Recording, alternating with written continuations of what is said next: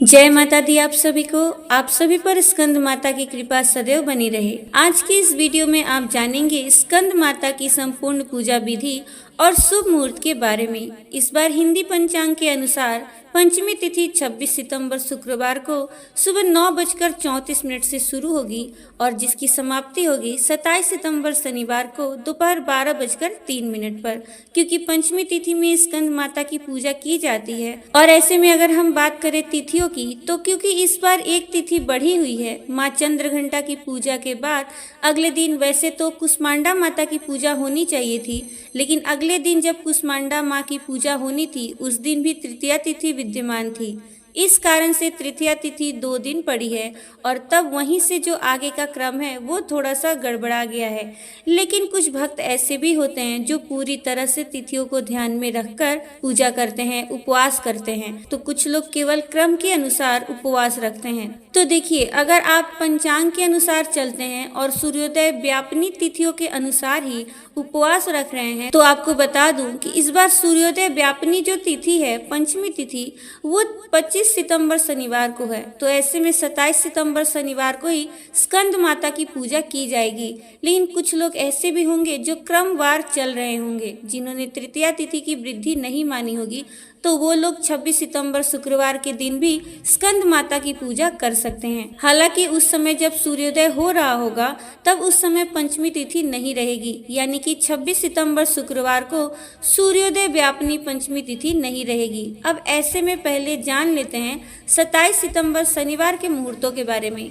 27 सितंबर को इस बार ब्रह्म मुहूर्त सुबह 4:45 से 5:33 तक रहेगा और इस दिन सूर्योदय होगा 6:21 पर, सूर्यास्त होगा शाम 6:14 पर और इस दिन राहु काल सुबह 9 बजे से लेकर 10 बजे के बीच तक रहेगा। तो इस दिन आप सुबह की पूजा सुबह 5 बजे से लेकर 8:55 तक कर सकते हैं और शाम की पूजा शाम 6:01 से लेकर 7:24 के बीच कर सकते हैं। और इस दिन प्रीति योग रात 11:46 तक रहेगा। पूरा दिन प्रीति योग रहेगा और फिर रात 11:46 के बाद से आयुष्मान योग प्रारंभ हो जाएगा।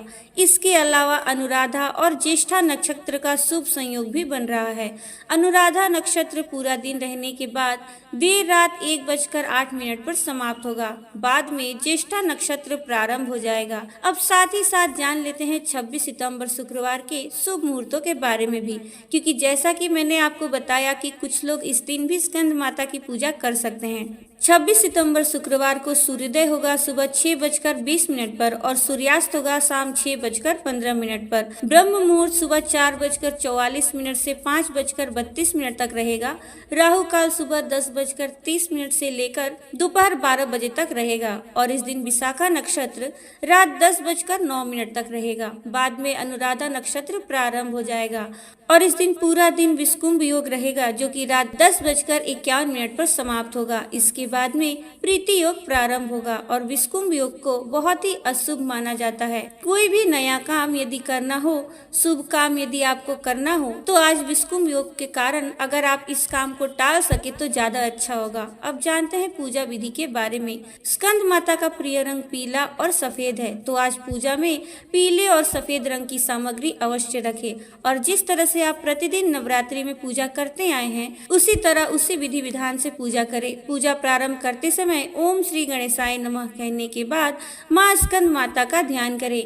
मन में माँ का ध्यान इस प्रकार करें कि माँ सिंह पर सवार है और उनकी गोद में बाल रूप में स्कंद भगवान विराजमान है। माँ की 4 भुजाएं हैं, जिनमें से 2 में उन्होंने कमल का पुष्प और एक हाथ में स्कंद भगवान को गोद में उठाया हुआ है और चौथे हाथ में भक्तों को वह आशीर्वाद दे रही हैं। धूप दीप जलाकर स्कंद माता और कार्तिकेय भगवान जी का पूजन करें। आज के दिन स्कंद माता का पूजन करने से स्कंद भगवान की पूजा भी अपने आप हो जाती है। इसके बाद कुछ विशेष मंत्रों का जाप करें, जो कि इस प्रकार है। माँ की पूजा का मंत्र ओम देवी स्कंद माताए नमः। इसके अलावा आप नवान मंत्र का भी जाप कर सकते हैं। माता का स्तुति मंत्र है या देवी सर्वभूतेषु माँ स्कंद माता रूपेण संस्थिता नमस्तस्यै नमस्तस्यै नमस्तस्यै नमो नमः।